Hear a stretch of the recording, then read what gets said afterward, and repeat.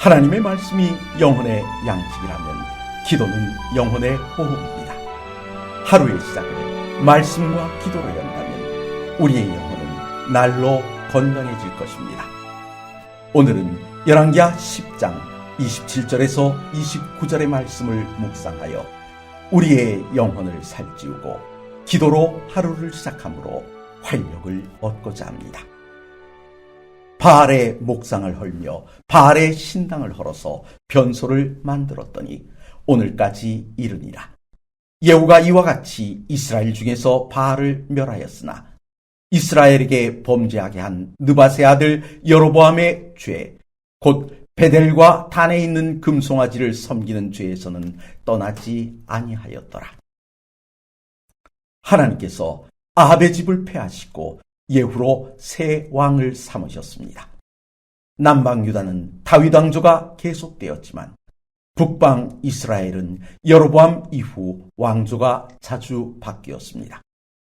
그러나 왕조가 바뀌어도 바뀌지 않은 것이 하나 있었으니 그것이 바로 여로보암의 죄, 곧 베델과 단에 있는 금송아지를 섬기는 죄에서 떠나지 않았다는 것입니다. 본문에 나오는 예후는 북방 왕국의 유일한 하나님을 섬기는 왕이 될 뻔했던 사람입니다. 왜냐하면 그는 집권과 동시에 아합의 집안과 단절하였고 특히 바알신을 섬기는 일을 이스라엘 안에서 없이 하였기 때문입니다. 남방 왕국의 선한 왕들이 행한 행적의 공통점인 우상을 근절했다는 말입니다. 그런 예후가 선한 왕이 될 수 없었던 결정적인 문제는 따로 있습니다. 그것은 바로 바알의 신당은 헐었지만 여로보암의 죄를 따라 금송아지를 섬겼다는 것입니다. 금송아지가 무엇입니까? 출애굽 당시 모세가 십계명을 받기 위해 시내산에 올라가 40일을 머물 때 애굽에서 섬기던 우상 숭배의 맛을 잊지 못한 백성들이 제사장 아론을 압박하여 만들어 섬겼던 우상입니다. 그런데 문제는 아론이 백성들에게 금송아지를 소개하면서 이 금송아지가 이스라엘을 애굽에서 인도하여 낸 여호와라고 했던 것입니다. 그래서일까요?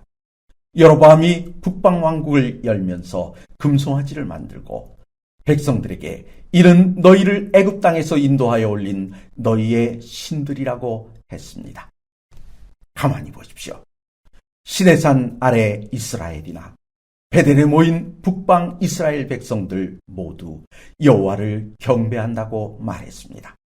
다만 하나님을 하나님의 방법이 아닌 그들이 즐기던 우상을 섬기던 방법으로 예배했다는 것입니다. 우상 숭배란 무엇입니까? 여호와 외에 다른 신을 예배하는 것만 말하는 것이 아닙니다.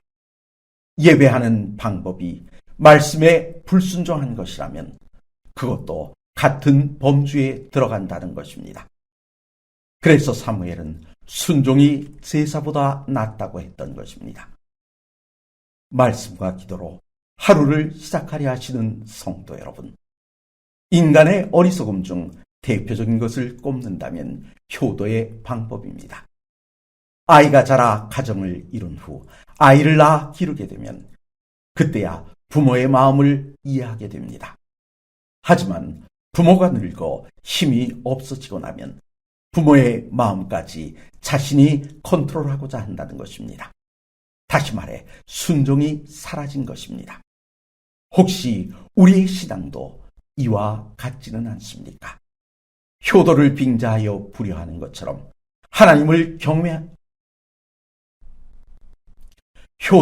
빙자하여 부려하는 것처럼 하나님을 경배한다고 하면서 여호와의 이름으로 내 욕심을 채우려 하지 않았는가 하는 것입니다.